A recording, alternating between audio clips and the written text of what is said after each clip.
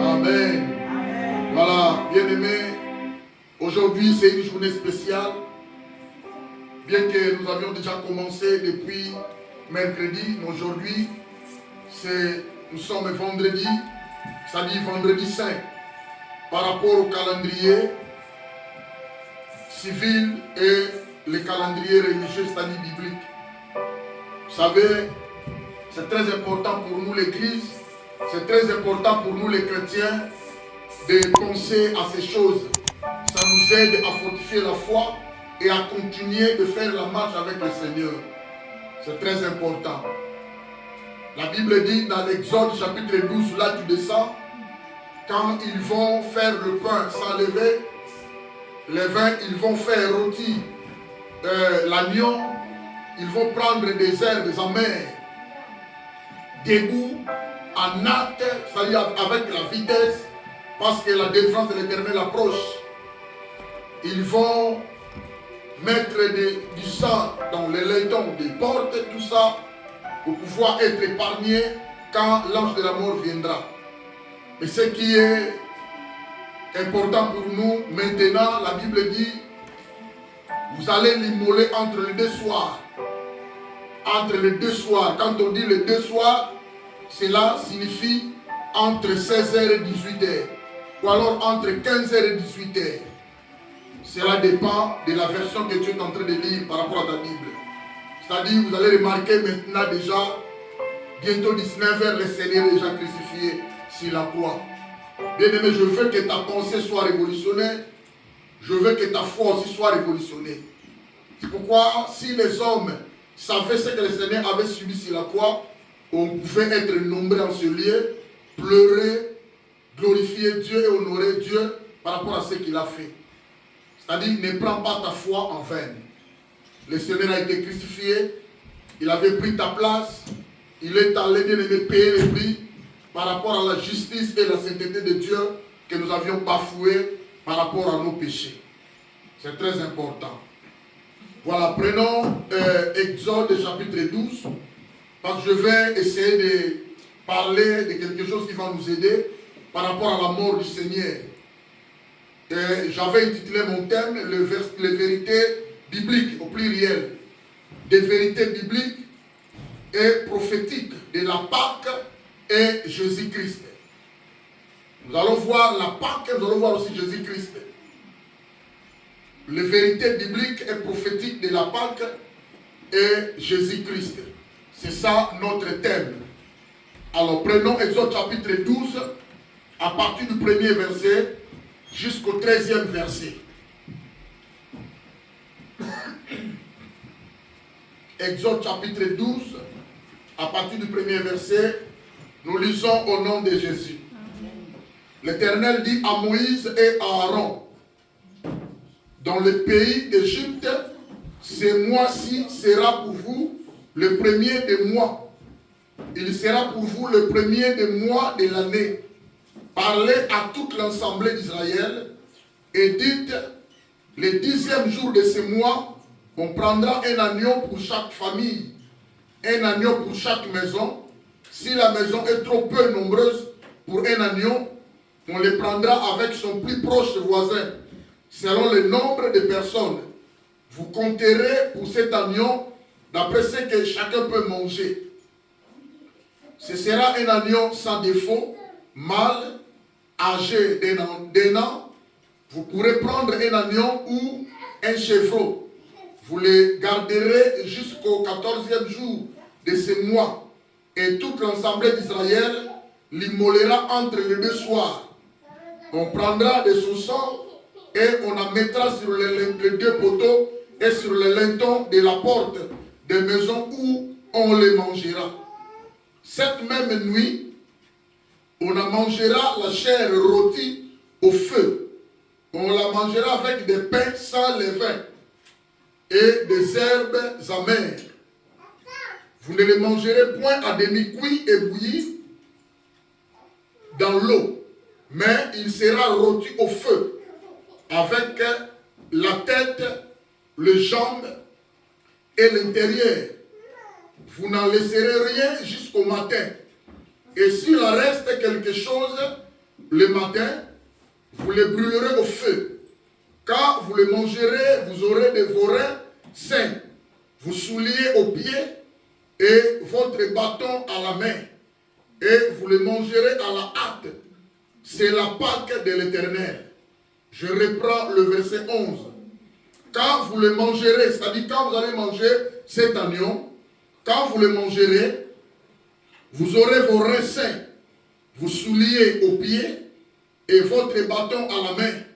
Et vous le mangerez à la hâte. C'est la Pâque de l'Éternel. Cette nuit-là, je passerai dans le pays d'Égypte et je frapperai tous les premiers-nés du pays d'Égypte, depuis les hommes jusqu'aux animaux. Et j'exercerai des jugements contre tous les dieux de l'Égypte. Je suis l'Éternel. Le sang vous servira de signe sur les maisons où vous serez. Je verrai le sang et je passerai par-dessus vous. Et il n'y aura point de plaie qui vous détruise quand je passerai le pays d'Égypte. Amen. Amen. Voilà. Donc, bien aimé, ça, c'est le texte principal qui parle de la Pâque. C'est notre texte principal. Mais il y a aussi d'autres textes dans le Nouveau Testament, c'est-à-dire la Nouvelle Alliance. Il y a aussi d'autres textes qui parlent de la Pâque. Mais c'est pour la première fois qu'on doit parler de la Pâque. On prend ce texte principal. Exode chapitre 12 jusqu'au chapitre 13. Voilà. Mais j'ai intitulé mon thème les vérités bibliques, au pluriel, s'il vous plaît. Des vérités qui sont bibliques. Ce sont aussi des vérités qui sont prophétiques de la Pâque et Jésus-Christ. Quand on parle de quelque chose qui est biblique, cela signifie, c'est un message, c'est un enseignement qui a des vérités bibliques dans la Bible. Il y a des versets bibliques, il y a des preuves qui sont tangibles dans la Bible. C'est-à-dire pour éprouver, pour nous enseigner, pour nous convaincre que c'est un message biblique. Il faudrait qu'il y ait des versets qui sont bibliques en preuve. Alors quand on dit prophétique, ce sont des vérités prophétiques. Quand on parle de prophétique, on voit la nature de la prophétie ou l'aspect de la prophétie. Cela signifie que la chose a été annoncée, la chose a été prédite, mais la chose aussi a connu l'accomplissement. C'est-à-dire la prophétie a été donnée et la prophétie a été accomplie. Par exemple, dans ces messages, les anciens ont annoncé, ici l'Éternel a parlé de la Pâque et son accomplissement a été connu dans la Nouvelle Alliance quand le Seigneur était venu. C'est pourquoi les enfants d'Israël célébraient chaque année la Pâque. Ils mollaient l'agneau, c'est-à-dire rôtir l'agneau, et puis manger des pains sans levain. Ils mangeaient aussi des herbes amères chaque année. Mais c'est le premier sacrifice qui a été réalisé en Égypte qui avait des effets. Mais toutes les années qui suivent en Israël, même aujourd'hui on le fait, mais il n'y a pas des effets. C'est quelqu'un me comprend?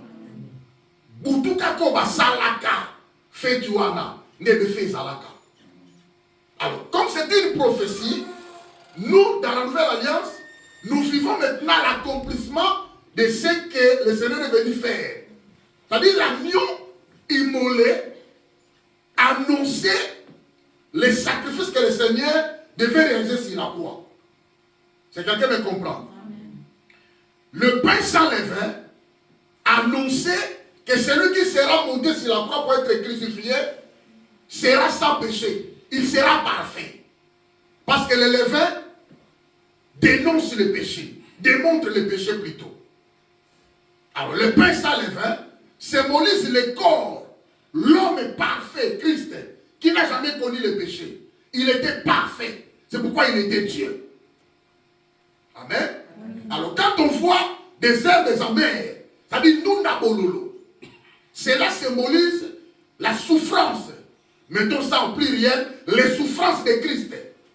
Parce que les souffrances beaucoup de souffrances. Il a été frappé, il a été injurié, il a été malmené, il a été torturé, jusqu'à ce qu'il ait été cloué. Tout ça, c'est l'ensemble des souffrances qu'il avait subies. Est-ce que quelqu'un me comprend? Mais il n'y avait qu'un seul effet. Cette nuit-là, ce jour-là, en Égypte. Depuis ce jour-là, tout ce que les enfants d'Israël faisaient comme signe, c'est pour démontrer qu'ils sont en mémoire avec Dieu de ce que Dieu avait fait en Égypte. C'était pour leur délivrance. C'était pour leur liberté. Est-ce que quelqu'un me comprend? Voilà. Nous maintenant, à notre tour bien-aimé, nous acceptons de ce que le Seigneur était venu faire sur la croix. C'est-à-dire l'agneau déjà symbolisait comment Christ sera crucifié. C'est pourquoi Christ, c'est notre Pâque qui a été immolé. Quand on dit Pâque immolé, Christ est notre Pâque immolé, c'est-à-dire notre Christ, le Seigneur qui a été crucifié. Immolé, c'est-à-dire sacrifié. Quelqu'un me comprend? Voilà. Donc, quand on parle de la Pâque, selon Exode, en Égypte, on voit signifie passer au-dessus. C'est-à-dire, l'ange de l'Éternel viendra frapper. Là où se trouve pas du sang, dans des portes, dans les deux poteaux, la porte est dans le linteau. Là où il n'y a pas du sang, l'ange va pénétrer, il va frapper tous les premiers-nés. C'est-à-dire, le sang épargne tous les premiers-nés, des hommes et des animaux. Quelqu'un me comprend? Voilà. Donc, quand on dit la Pâque signifie passer au-dessus. Il va passer au-dessus. Il ne va pas pénétrer la maison donc il y a du sang. C'est-à-dire les gens de la maison seront épargnés de la mort. Et enfin, la Pâque, c'est la liberté, la libération. La Pâque, bien aimé, c'est aussi la délivrance. C'est-à-dire donc, bref, la Pâque, bien aimé, quand nous fêtons la fête des Pâques, la Pâque, c'est une fête qui célèbre la délivrance. Une fête qui célèbre la liberté. Une fête qui célèbre la délivrance par rapport à la condamnation de l'esclavagisme, de la loi du péché. C'est pourquoi nous les fêtons. Alors, c'est une loi que l'Éternel avait instituée. On appelle ça la loi perpétuelle. C'est-à-dire la fête que Dieu a instituée comme une loi perpétuelle, qu'on doit respecter, qu'on doit célébrer avec tout honneur. C'est très important. Nous devons noter cela. Alors, je vais bien aimer parler des vérités bibliques. Sont des vérités qui sont bibliques, sont aussi des vérités qui sont vraiment prophétiques, très riches en prophétie, très riches en symbolisme. Mais vu le temps bien aimé, je serai un peu Mwamba Mpoto pour saisir l'opportunité. Alors, c'est-à-dire quand on parle de biblique, je vous ai dit, il y a des preuves qui sont tangibles dans la Bible. Quand on parle de prophétique, ce sont des vérités qu'on avait annoncées. Il y a aussi des preuves dans la Bible. Même quand on a annoncé, même le jour de son accomplissement, tout se trouve dans la Bible. Alors nous avons besoin de cette prophétie qui peuvent nous aider, bien aimés, à comprendre la pensée que Dieu veut de nous par rapport aux Israélites, des Israélites et au christianisme directement. Alors, quand on parle de Pâques et de Jésus, on voit, on a fait sortir le Seigneur comme un agneau, un animal en Égypte. Mais quand on arrive à la Nouvelle Alliance, le Seigneur s'est incarné. Nzambe alati nzoto. Il est descendu. Il est venu comme tout homme dans le monde. Il est né de sa mère. Alléluia. Amen. Il est sorti comme un enfant. Et bien après, il a grandi. Il a grandi bien après, il est allé accomplir la mission qu'il est venu faire sur la terre. Alors, quand on parle de Jésus, on voit celui qui a accepté d'être crucifié à la place des hommes qui ont vécu le péché, qui ont été bien aimés, condamnés de l'esclavagisme, de la loi de la condamnation, de la loi de la mort. C'est-à-dire, lui, il est venu apporter tous nos fardeaux. Il est allé avec ses fardeaux sur la croix pour pouvoir déposer ça à la croix. C'est quelqu'un me comprend? Alors, voilà. Donc, s'il faut parler de vérité, ce que nous allons observer, à retenir bien aimé, c'est une fête très importante pour nous. La Bible mentionne 3 grandes fêtes. Allez regarder Exode chapitre 23, à partir du 15e verset de ça, tu vas remarquer des fêtes. Mais il y a 3 grandes fêtes annuelles que l'Église doit aussi respecter, que les Israélites respectaient à leur époque. C'est la fête de pain sans levain. C'est ça la fête de Pâques. Vous allez remarquer dans les évangiles, dans Luc, dans Jean, dans Matthieu, dans Marc, vous allez voir les jours, la fête des pains sans levain. Pendant la fête des pains sans levain, quand ils voient ça, bien aimé, sache-le qu'on est en train de parler de Pâques. Jésus croissait, mais participait à chaque fois avec ses parents dans la fête des Pâques. Souvenez-vous bien aimé, les jours où ils sont allés célébrer la fête des Pâques. Dans le retour dans Bango, les parents sont partis. Mais Jésus, à l'âge de 12 ans, il est resté au temple. Avant d'Inaïe. Quand les parents sont arrivés très loin, ils ont compris, oh, mais où est l'enfant? Où est l'enfant? Ah, on doit retourner à Jérusalem. La Bible dit qu'ils ont marché dans une route de 3 heures. Ils sont retournés, mais pourquoi tu nous fais comme ça? Pourquoi tu es resté? Il les a répondu. Pourquoi vous me cherchez? Vous ne savez pas que je dois m'occuper des affaires de mon père? C'est quelqu'un me comprend. Amen. Déjà, comme il est Dieu, il valorisait la fête des Pâques. Mais un homme sur la terre. Alléluia. Amen. Pendant la préparation des fêtes des Pâques, le Seigneur est venu à Jérusalem pour voir comment on va commencer déjà à préparer la fête. La Bible dit qu'il a trouvé des gens au temple. La Bible dit qu'il a saccagé des gens à Panzabantou. Il a dit, pourquoi faites-vous de la maison de mon père un caverne de voleurs? Alléluia. Amen. Parce que les gens ne savaient pas, ne valorisaient pas la fête de Pâques. Ils sont à Panzabantou. À tel point, il les a chassés à l'extérieur. Et le temple était vide, on devait préparer maintenant la fête de Pâques. C'était la période de la fête de Pâques. Donc vous allez remarquer, le Seigneur valorisait cela. Et bien après, avec ses disciples, la Bible dit, maintenant il monte avec ses disciples pour aller préparer la fête. Alors pendant la fête de Pâques, la Bible dit, pendant qu'il mangeait, là maintenant Matthieu 26, là où j'arrive à dire que l'accomplissement de ce qui a été annoncé à l'Exode 12 va commencer maintenant à prendre son accomplissement. Matthieu chapitre 26, à partir du 26e verset. Là, il dit, pendant qu'ils étaient sur la table, pendant qu'ils mangeaient, ils mangeaient quoi? L'agneau rôti, ils mangeaient le pain sans levain, ils mangeaient les herbes amères. Quelqu'un me comprend? C'est-à-dire, dans les repas qu'ils avaient, le Seigneur a institué un autre repas. Si quelqu'un me comprend? Et puis le Seigneur a été crucifié le jour de la Pâque. Quelqu'un me comprend? Dans même nous, moi, pas trop comprendre la valeur de la Pâque. Et le Seigneur valorisait la Pâque.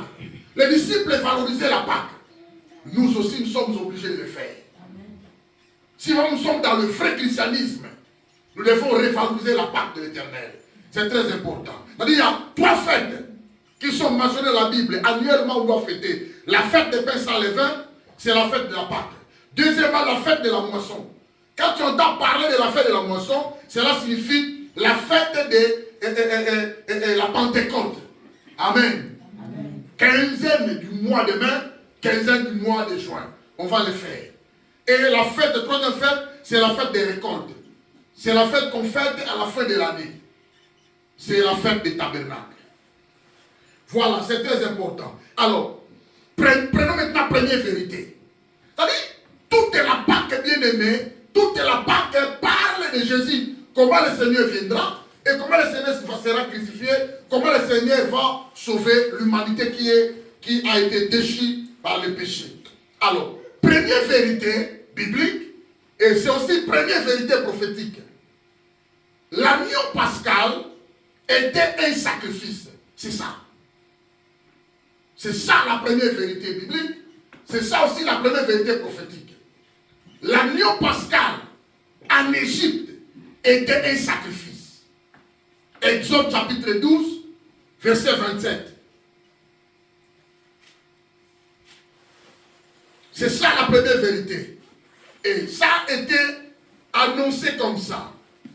Vous répondrez, c'est le sacrifice de Pâques à l'honneur de l'Éternel qui a passé par-dessus les maisons des enfants d'Israël en Égypte.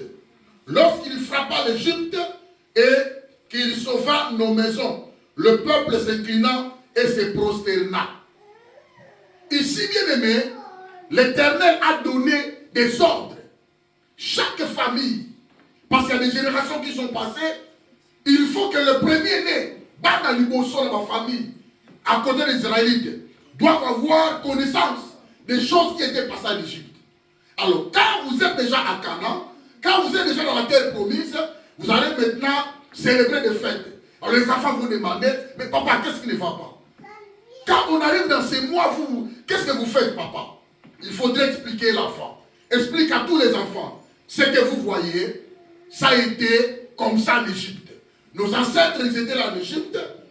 Pendant qu'ils célébraient la fête, il faudrait qu'il y ait un sacrifice, c'est-à-dire l'agneau rôti. Il faut qu'il y ait des pains sans levain, c'est-à-dire ce qui symbolise le corps de Christ qui sera brisé, et aussi des herbes amères, ce qui symbolise les souffrances de notre Seigneur sur la croix. Amen. Alors on le faisait, quand on a fait ça, la Bible dit, ces jours-là, l'ange de la mort a passé, mais il a épargné nos maisons, il a passé par-dessus de nos maisons. Il n'a pas touché nos maisons, mais il est allé toucher la maison des Égyptiens. Et les premiers-nés des animaux, des hommes, ont pris fin de leur jour. Ils ont connu la mort. C'est-à-dire l'Éternel avait exterminé tous les premiers-nés. Alors nous étions épargnés. C'est pourquoi nous célébrons aujourd'hui. Amen. Amen. Les parents devraient expliquer leurs enfants. C'est pourquoi on a donné Exode 12 à 27. Alors, première vérité, première prophétie biblique, l'agneau pascal était un sacrifice qui avait pour but de remplacer le premier-né. Quand on dit remplacer le premier-né, ici on parle du remplacement. Il s'agit bien aimé de l'agneau à la place des hommes. Oh, l'agneau était un animal. C'est quelqu'un qui me comprend. L'agneau est un animal. Mais le problème de l'agneau, comme l'animal n'a pas de problème. Le problème de l'agneau, son sang. Quelqu'un me comprend? Cela symbolise le Seigneur Jésus-Christ qui viendra mourir sur la croix. La mort de Christ n'a pas de problème. Mais le sang versé. Quelqu'un me comprend? Le sang, makila et sopana. Il y a un problème d'abusson. Alors, donc, première vérité biblique ou vérité prophétique est que l'agneau pascal est un sacrifice. Sacrifice de vivant, âgé d'un an, mâle, et qui avait pour but de remplacer les premiers-nés. Ici, il s'agit du remplacement de l'agneau à la place des hommes. Alors, ce sacrifice ouana d'Égypte annonçait la mort de Jésus-Christ à la place des pécheurs. C'est-à-dire qu'en Égypte, on a rôti l'animal, on a sacrifié l'animal, mais c'était l'annonce de notre Seigneur qui viendra maintenant mourir sur la croix à la place des pécheurs. Or, en réalité, le monde, tout le monde a été péché. La Bible dit, car tous ont péché et sont privés de la gloire de Dieu. Et ils sont gratuitement justifiés par la grâce, par le moyen de rédemption qui est en Jésus-Christ. C'est-à-dire, le Seigneur était venu comme un rédempteur pour pouvoir sauver les hommes. Amen. Amen. Jésus-Christ a pris la place des hommes pécheurs. Romains chapitre 3, verset 25. C'est ça la première vérité. Retenez ça. C'est par cette vérité biblique et c'est par cette vérité prophétique, bien aimé, nous allons connaître beaucoup de choses qui vont nous aider, bien aimé, dans la vie chrétienne. Dans Romains chapitre 3, verset 25. Commençons verset 3, bien que j'ai déjà cité. Car tous ont péché et sont privés de la gloire de Dieu. Et ils sont gratuitement justifiés par sa grâce, par le moyen de rédemption qui est en Jésus-Christ. Ce qui est important pour nous, le verset 25. Est-ce que tu as ta Bible? Le verset 25. C'est lui que Dieu a destiné. Hein? C'est lui que Dieu a destiné par son sang. La mort de Christ n'a pas de problème. Le problème est que la vérité, des réalités, des vérités bibliques qui se trouvent dans le sang. Les rôles du sang, la valeur du sang de Jésus. Alors c'est lui qui a été destiné, Dieu l'a destiné pour pouvoir mourir sur la croix. Il avait dit par son sang à être pour ceux qui croiraient victime et propitiatoire afin de montrer sa justice parce qu'il avait laissé impuni le péché commis auparavant au temps de sa patience afin qu'il. Amen. Amen. Par son sang. Ce qui est important dans ces versets, par son sang. Nous connaissons déjà que l'agneau pascal annonçait la mort de Christ, qui viendra mourir sur la croix pour pouvoir expier les péchés des pécheurs.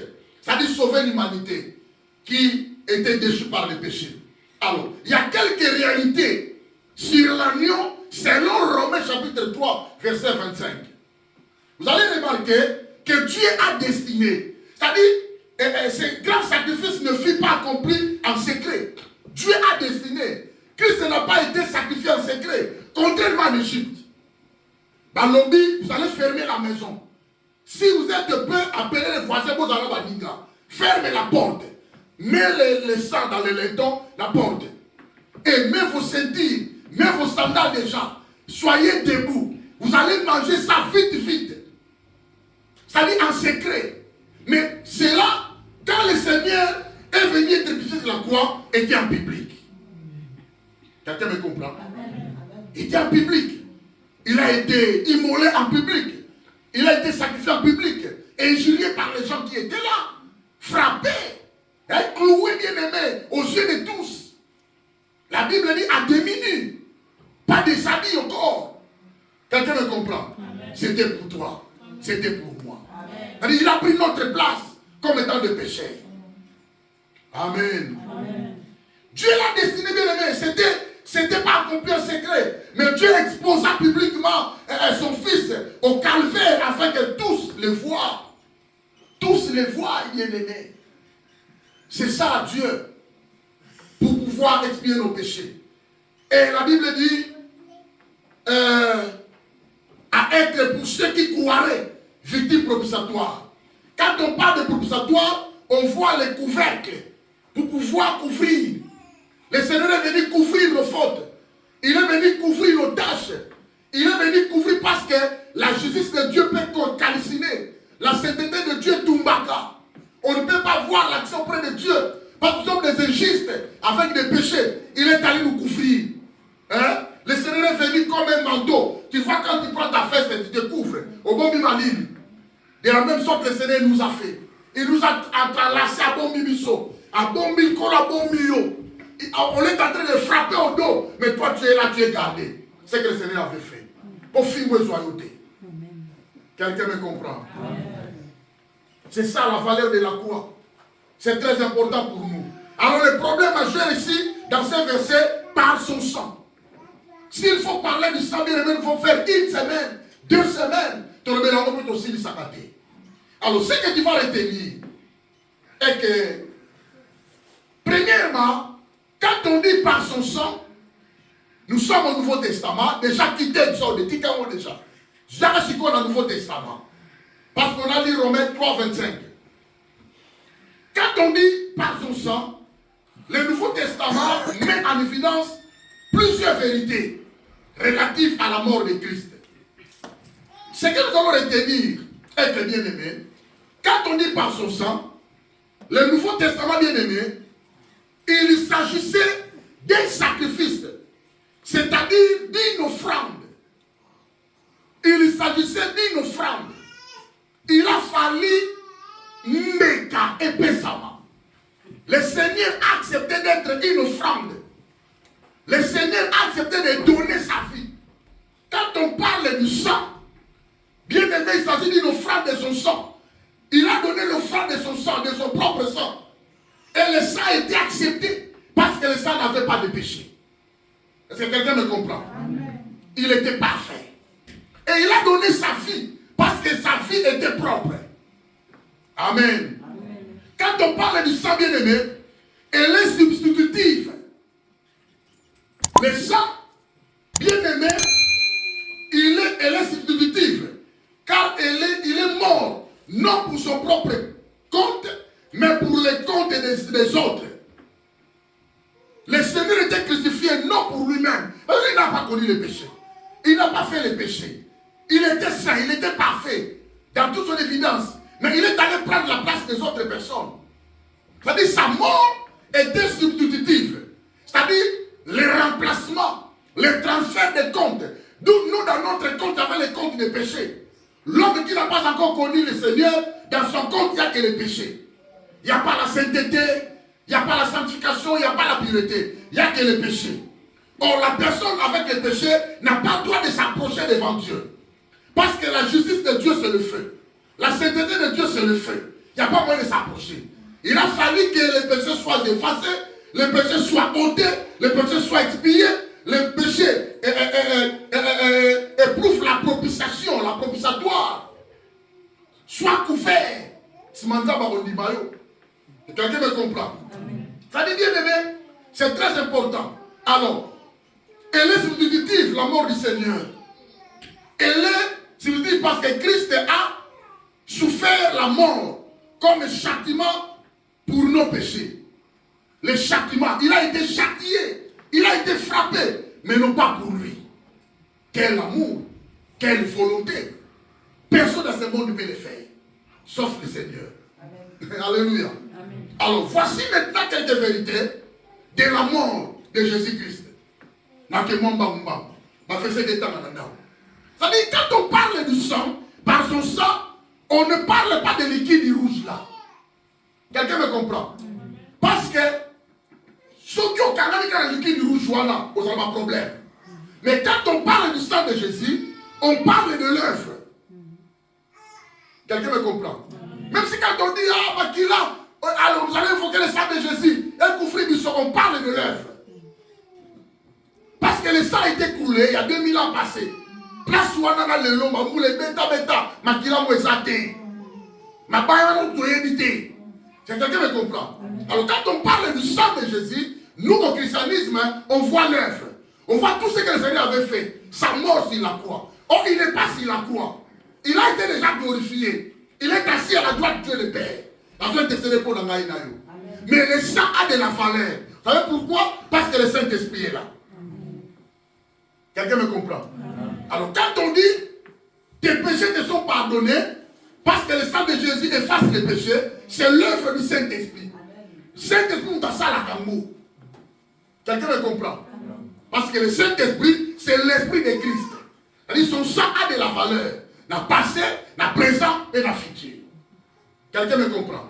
Alors quand on parle du sang de Jésus, dans la totalité, ne regardez pas le liquide rouge là. Mais regardez ce que le Seigneur avait fait sur la croix. Ça dit sa mort. Il y a un problème dans Yom Kila, offrande, vie encore, koufalaye. Amen.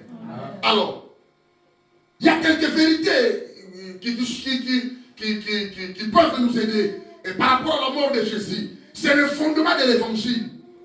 Si Jésus n'était pas crucifié, bien aimé, l'évangile a l'importance. D'un christianisme, ça dit. Quelqu'un me comprend? 1 Corinthiens 15 et 3. Deuxième vérité, c'est le cœur de la foi chrétienne. Parce que nous avons la foi, parce que nous avons crié au Seigneur. Ce qui est fait, mais parce que le Seigneur est là, il a fait un travail, et toujours c'est la condition de travail. Nous espérons pour le ciel. Quelqu'un me comprend? C'est très important. Alors, parce que vous allez comprendre que nombreuses religions bien-aimées sont basées sur la vie et l'enseignement de leur fondateur. Toutes les religions que vous connaissez là, leurs religions sont basées dans la vie, pour la vie de celui qui a fondé la religion. Leur vie est fondée, bien aimée, dans la vie de celui qui est l'auteur et le fondateur de leur religion. Même dans ma secte. Si tu es allé prendre, tu t'inscris dans une secte, bien aimé, dans ma manchie, dans ma loge, il va dépendre à celui qui est le fondateur. Et quelqu'un me comprend? Alors nous dépendons de Jésus. Notre vie dépend de Jésus. Alléluia. Parce que c'est lui le fondateur. Par contre, le fondement de la foi chrétienne repose sur la mort et la résurrection de notre Seigneur. Parce que lui le fondateur. Amen. Voilà. L'autre réalité, bien aimée, c'est que nous allons reconnaître.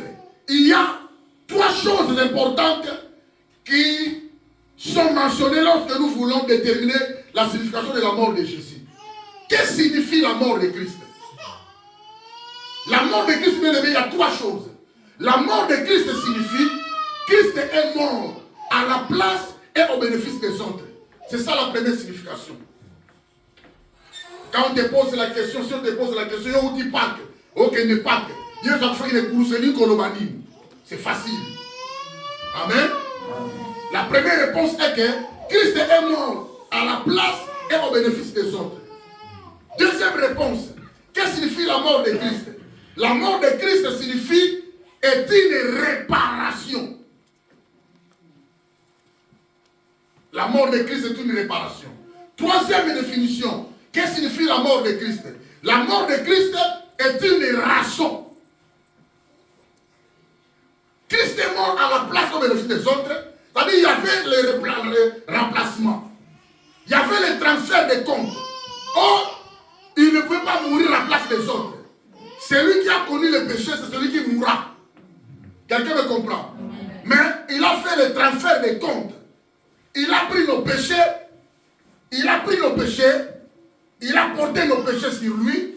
Il est devenu péché et non pécheur. Mais lui-même, son corps est devenu péché. Or, la Bible dit, maudit soit quiconque est pendu au bois. Amen. Il est allé se faire pendre au bois à cause de nos péchés. Et c'est par sa propre volonté. C'est son amour qui lui est obligé d'aller faire ça. Son amour envers nous. Quelqu'un me comprend? Ça a été tracé comme ça. Alors sa mort est une réparation. Il faudrait réparer nous ce qui entre nous et Dieu. Il y avait la séparation entre nous et Dieu. Il y avait l'inimitié entre nous et Dieu. Il n'y a pas moyen de s'approcher. Il n'y a pas moyen de s'entendre bien aimé. Il n'y a pas moyen parce que l'homme a brisé, l'homme a désobéi à la parole de Dieu.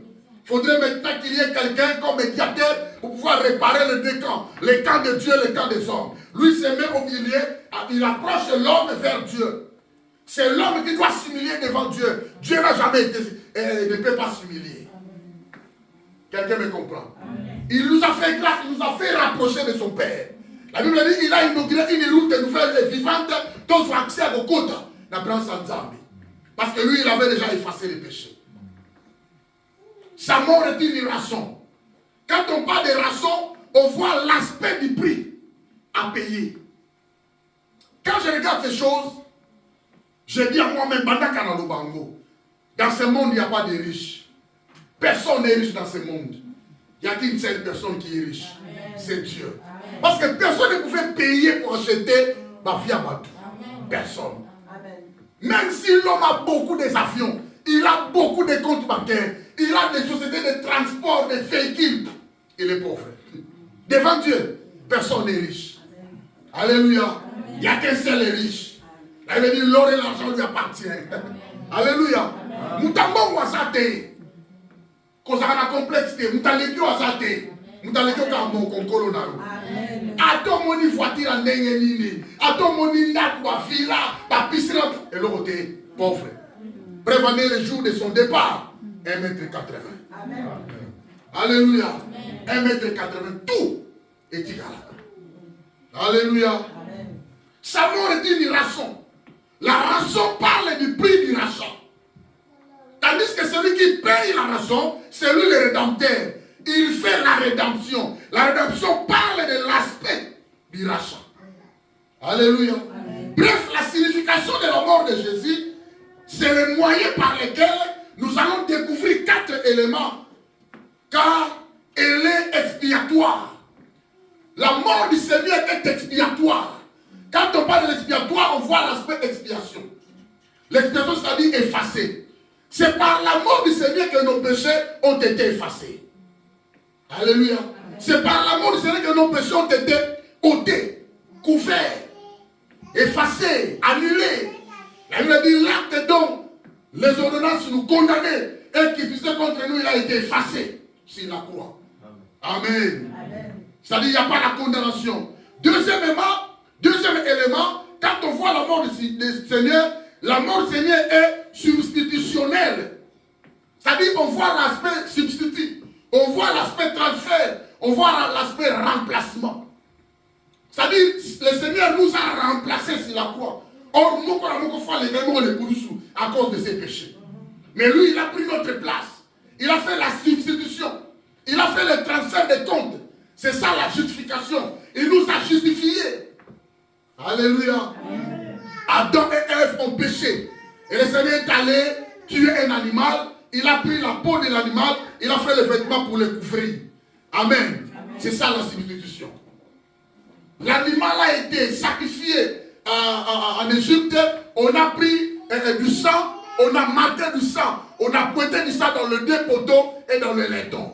C'est ça la substitution. Au lieu que les premiers-nés des Israélites meurent, parce qu'ils étaient ensemble tous en Égypte. Mais Dieu a choisi épargner d'autres et il a choisi tuer les autres. Les sangs de la valeur. Alléluia. Le Seigneur nous a remplacés. Il est allé monter sur la croix. Il est allé subir sur la croix à notre place. La mort du Seigneur, elle est rédemptrice. C'est-à-dire qu'il a payé grand prix dans le monde personne n'est riche ne pouvait payer. Il a payé, bien aimé, pour revaloriser la sainteté de Dieu. Il a payé, bien aimé, pour revaloriser, bien aimé, la justice de Dieu. Personne ne pouvait s'approcher de Dieu parce que la sainteté et la justice c'est feu. Il a fait la rédemption. Et la mort du Seigneur, bien aimé, 4 éléments, elle est réconciliatrice. C'est par la mort du Seigneur que nous avons été réconciliés avec Dieu. Il y avait l'inimitié entre nous et le Seigneur. Mais Christ a fait en sorte que nous puissions être réconciliés. C'est par la réconciliation que nous avons la paix avec Dieu. C'est par la réconciliation que nous avons la paix avec nos prochains. C'est par la réconciliation que tu as la paix en toi-même. Beaucoup de gens n'ont pas la paix avec leur vie. Nous demandons qui les a été. Fais l'effort d'avoir la paix. Le Seigneur avait déjà payé. Fais l'effort d'avoir la paix avec les proches. Et fais l'effort de maximiser la paix avec le Seigneur. Alléluia. Quelques effets bien aimés de la mort. Christ nous a rachetés afin que nous lui appartenons. Effet central. Le Seigneur ne t'a pas racheté pour Tikalibanda. Christ a sommaillé pose à la yaï afin que tu lui appartiens. C'est ça la raison. C'est pourquoi ceux qui ne savent pas ce message, ils n'ont pas de la valeur de Dieu. Ils ne s'inquiètent même pas de Dieu. Dieu, il existe. Je ne sais pas, tant pis pour moi. Moi, je suis athée. À Dieu qu'il existe ou n'existe pas, tant pis. Ça ne sert à rien de penser à ça. Non, bien aimé. Il nous a rachetés afin que nous lui appartenons. C'est très important. C'est pourquoi la Bible dit dans Éphésiens chapitre 1, verset 7. En lui, Jésus, nous avons la rédemption par son sang. C'est lui qui a payé son sang. C'est lui qui a payé l'offrande. C'est lui qui a donné sa vie. En lui, nous avons la rédemption par son sang. Et la rémission de nos péchés. Et le pardon de nos péchés selon la richesse de sa grâce. Amen. Alléluia. Amen. Donc je dirais à quelqu'un, si tu es vraiment un chrétien, tu n'es pas un pécheur. Amen. Alléluia. Amen. Parce que le Seigneur a ôté tes péchés. Amen. Le Seigneur est allé avec tes péchés sur la croix. Toi, tu es saint de Dieu, tu es élu de Dieu, tu es une pierre vivante de Dieu. Amen. Alléluia. Amen. Alors, comme nous lui appartenons, il y a quelques effets. Premier effet bien-aimé. Christ nous a rachetés de la malédiction de la loi. Quelle que soit la dimension de la malédiction, que ce soit la malédiction familiale, que ce soit la malédiction du quartier, que ce soit la malédiction par la parole, au lieu de dire quoi qu'il y a, au sens où il est bien-aimé, le Seigneur est capable de te délivrer aujourd'hui. Alléluia. Le sang de Jésus a été coulé sur la croix pour nous délivrer. Amen. Et je dirais à quelqu'un, à n'importe quel domaine de la vie, dans le domaine de l'union soit vie, tu seras racheté. Amen. Il t'a racheté de la loi du péché, de la condamnation, de la malédiction bien-aimée. Le sang de Jésus a la force jusqu'aujourd'hui de te racheter. Amen. Alléluia. Amen. Comme le sang de Jésus a la force de te pardonner dans le passé, au présent et au futur, de même le sang a la puissance infinie de te racheter sous la malédiction. La malédiction n'a pas le droit de toucher à ta vie. Parce que le sang de Jésus existe. Alléluia. Comment Galate 3, 13 au temps à il y a d'autres effets. Le Seigneur, par sa mort, nous a racheté des exigences de la loi. Il y a des exigences de la loi qui nous comblent. Il y a des exigences dans ce monde bien-aimé. Ils ont torturé les sont bien-aimés. N'ayez pas peur. Le Seigneur est vivant. Son sang a la puissance bien-aimée de te faire relever. Amen. Alléluia. C'est très important. Autre fait, par la mort du Seigneur, nous avons été rachetés de la puissance du péché. La puissance du péché bien-aimé n'a pas le droit de toucher à ta vie. Ça va toucher, mais ne soyez pas esclaves du péché. Vous savez pourquoi ça va toucher? Ça va toucher parce qu'on n'a pas encore connu la rédemption finale. Vous voyez ma camote? Nous sommes sauvés, mais pas en totalité. Nous sommes sauvés partiellement. Nous sommes délivrés, mais en partie. Ton esprit, ton âme est sauvé, sont sauvés.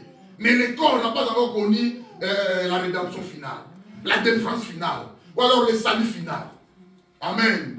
Éphésiens 4, 30, la Bible dit, à lui nous avons la rédemption par... Non, pardon. La Bible dit, n'attristez pas le Saint-Esprit de Dieu par lequel vous avez été scellés pour le jour de la rédemption. Tu as le Saint-Esprit qui te garde, qui te protège jusqu'au jour de la rédemption. La rédemption, c'est-à-dire délivrance totale, salut final, victoire à Souka, au Gotika Mokilou. C'est pourquoi il y a l'opposition entre nous et le péché. Le corps est bien disposé, l'esprit est bien disposé, mais la chair est faible. Alléluia. Amen. Mais cela ne te pousse pas au compte, on s'en travers le monde dans sa massoumouna. Parce que tu as été déjà racheté. Si quelqu'un me comprend. Amen. Alléluia. Amen. Nous avons été rachetés, bien-aimés, de la puissance du Satan. Tu as été racheté de la puissance du Satan. Ne crains pas les démons. Ne crains pas les afflictions. Ne crains pas les angoisses, bien-aimés. Ne crains pas, bien-aimés, les épreuves dans ce monde. Comment de l'autre côté, tu as été racheté de la puissance du Satan. Satan n'a rien à voir avec toi. Parce que l'Éternel te garde. Alléluia. Amen. Alléluia. Amen. Tu as été racheté, bien-aimé.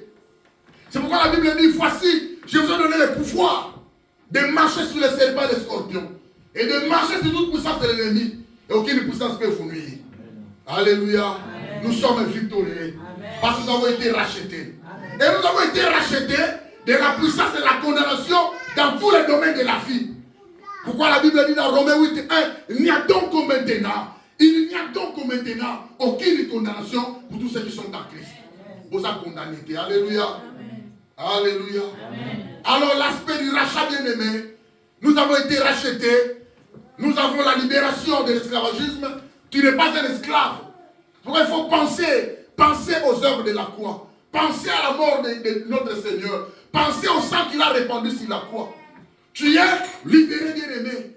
Tu n'es pas droit d'être esclave. La Bible dit dans Galates 5:1, c'est pour la liberté que Christ nous a affranchis. Tu as été affranchi de l'esclavagisme. Et tu as la délivrance de la captivité. Tu es Sokoya, tu ne peux pas, bien-aimé, te retirer d'être esclave de quelqu'un. Alléluia. Amen. Tu as droit à la délivrance. Amen. Et tu as le salut, la délivrance par rapport au péril. La mort est Koya, mais ce n'est pas pour te tuer éternellement. La mort viendra, tu vas aller, bien-aimé, mais te reposer. Parce que demain, tu seras enlevé. Alléluia. Amen. Par rapport au salut, par rapport au péril. La délivrance par rapport au péril, d'un péril. C'est-à-dire que tu ne peux pas être péril, bien-aimé. Parce que le Seigneur t'a fait du bien. La Pâque du Seigneur. Le Seigneur a été immolé sur la croix pour nous sauver. Le Seigneur a été immolé sur la croix dans tous les domaines. Donc, soit guérison, que ça soit physique, que ça soit spirituel, tu as droit à la guérison. Amen. Alléluia. La Bible dit, c'est par ces meurtrissures que nous avons été guéris. Amen. Tiens-toi bien-aimé debout. Tiens-toi ferme et constant. Sache que l'Éternel a fait un travail. Et le travail que Jésus avait fait, et c'est ça ma communion. Personne ne viendra encore faire un travail. C'est à toi de renouveler ta conscience par rapport au travail que le Seigneur avait fait. Alléluia. Le Seigneur avait fait un travail. Kaka jour à pas quitté. Tu dois vivre la Pâque dans ta vie chaque jour. Alléluia. C'est-à-dire la délivrance de l'Éternel chaque jour dans ta vie. Qu'on les late, qu'on bangate, tu as été sauvé. Et tu es délivré bien-aimé de toutes sortes de la condamnation.